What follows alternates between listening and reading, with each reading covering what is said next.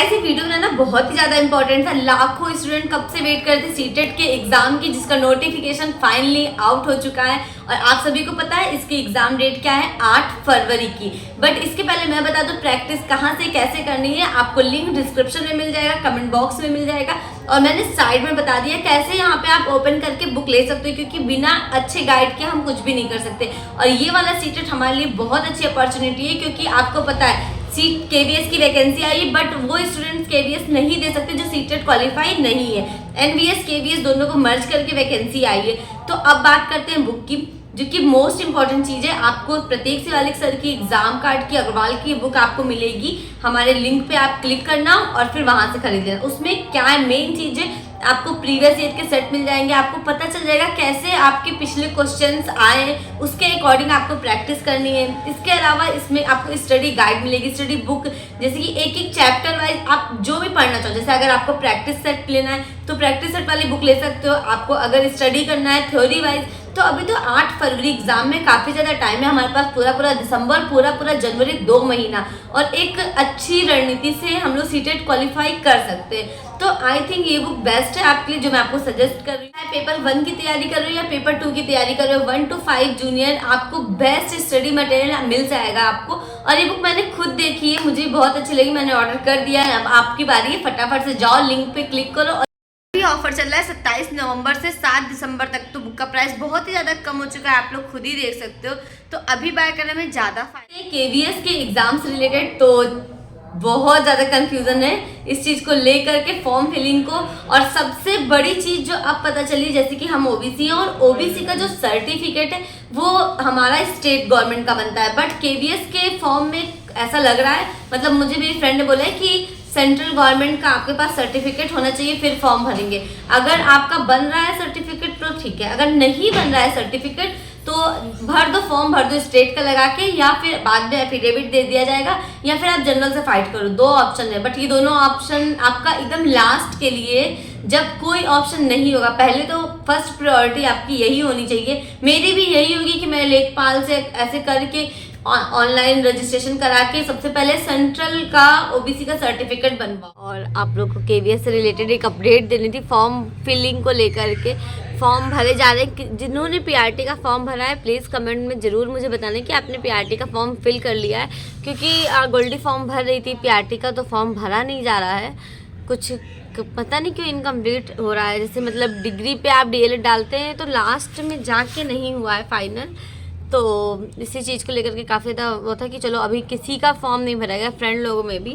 तो आप लोग मुझे कमेंट करके बताना अगर आप लोगों का फॉर्म फाइनल हो चुका है केवीएस पीआरटी का, तो बिकॉज टीजीटी पीजीटी का तो फॉर्म भरा गया है। और अब बात करते हैं, सबसे पहले कल जब मैंने शॉर्ट वीडियो डाली थी बहुत ज़्यादा कन्फ्यूजन था कि मैं फॉर्म भरूँगी भी कि नहीं भरूँगी। तो कई सारे कमेंट्स, मैक्सिमम कमेंट्स आप उस वीडियो पे देखना, लोगों ने यही कहा कि फॉर्म नहीं भर रहे। बट ऐसा नहीं कि लोग फॉर्म नहीं भर रहे हैं, फॉर्म सभी भरेंगे। और फाइनली मैंने भी यही सोचा कि फॉर्म तो भरेंगे यार, क्यों मैंने ये सोच लिया था कि मुझे फॉर्म ही नहीं भरना। कितने का भी हो, कैसा भी हो, फॉर्म तो मुझे भरना है, ये मेरा फाइनल डिसीजन है। तो मैंने सोचा आप लोग के साथ भी शेयर करूँ और आप लोग के लिए भी एक राय है कि फॉर्म तो ज़रूर फिल करिएगा। बिकॉज TRE 1 में ऐसा ही मेरे साथ हुआ था, मैंने फॉर्म ही नहीं भरा था, इन्होंने मेरा फॉर्म ही नहीं भरा। खैर हमारी कंडीशन भी अलग है, इनकी जॉब ट्रांसफ़र है नहीं बिहार में, और बिहार में जॉब करने के बाद हमारा ट्रांसफ़र हो नहीं सकता यूपी में। तो फिर श्रीजा भी है। अगर हस्बैंड वाइफ एक जगह रह के, अगर आपके पास जॉब भी दोनों लोगों की, हस्बैंड वाइफ की, और आप एक जगह नहीं रहते हो तो भी बहुत ज़्यादा प्रॉब्लम फेस करना पड़ता है, क्योंकि बच्चा लास्ट में जाता है माँ के पास। ठीक है, माँ को ही संभालना रहता है, वो तो अपनी जिम्मेदारियों से हट नहीं सकती। और पापा लोगों को क्या होता है, वो तो आराम से अकेले जॉब कहीं भी कर सकते हैं, बट एक माँ को, मतलब एक लड़की को गाइड के लिए बहुत ज़्यादा ज़रूरत पड़ती किसी न किसी की। पहले बच्चा पालना आसान नहीं होता, दूसरा तो आराम से, मतलब तब भी ठीक है, दूसरा पालने में एक हमारे अंदर हेडेक नहीं होता। जैसे श्रीजा में अभी मुझे क्या होता है, हल्का सा उसे बुखार हुआ या सर दर्द या छींकी या उल्टी आई तो तुरंत डर जाते हैं। बट फिर मुझे थोड़ा पहले से अभी कम है कि अच्छा ये नॉर्मल है, चलो ठीक है। अगर उसे वॉमिटिंग हो रही तो मैं उसको इमी सेट दे दूँ, मीन्स ये दवा दे दूँ। और कई सारी दवाओं के नाम मुझे याद हो चुके हैं श्रीजा के केस में लेकर के। तो अब मुझे उतना डर नहीं लगता है कि हाँ घबराहट नहीं होती है, बट पहले हो जाती थी। तो इसलिए जब भी पेरेंटिंग में मम्मी पापा उसको दोनों चाहिए होते हैं। हमारी कितनी भी लड़ाई हो कुछ भी हो, बट ये होता है कि चल सृजा है तो फिर वो सही हो जाता है कुछ टाइम के लिए, फिर लड़ाई होना वो एक नेचुरल प्रोसेस है। बट कह सकते हैं कि दोनों लोगों का साथ में होना ज़्यादा ज़रूरी होता है। तो इसलिए मुझे बिहार की तो इतनी टेंशन नहीं रहती है, बट यूपी में कोई जॉब आएगी।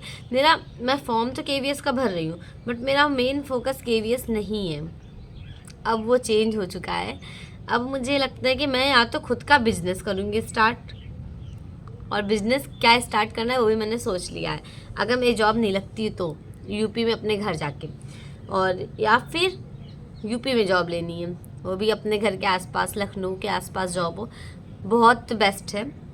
बट दूर दराज का ऐसे मुझे कोई जॉब नहीं करना। हालांकि केवीएस बेस्ट है, इतनी अच्छी सैलरी है, ट्रांसफ़र भी हो जाएगा आपका आज नहीं तो 5-6 साल बाद लखनऊ में।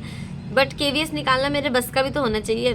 रियलिटी मुझे मेरी पता है औकात की, कितना भी मेहनत कर लूँ मैं दिन में 3 घंटे से ज़्यादा मैक्सिमम टाइम बता रही हूँ, अगर 3 घंटे मुझे मिलते हैं तो 3 ही घंटे, वो 4 घंटे का टाइम नहीं मिल पाएगा। एक बार सृजा सो के उठ जाएगी फिर नहीं, और अभी एडमिशन में सृजा का करा नहीं सकती, 3 साल की तो हो जाए कम से कम, फिर एडमिशन कराएंगे ही, पढ़ना तो है ही उसको लाइफ टाइम।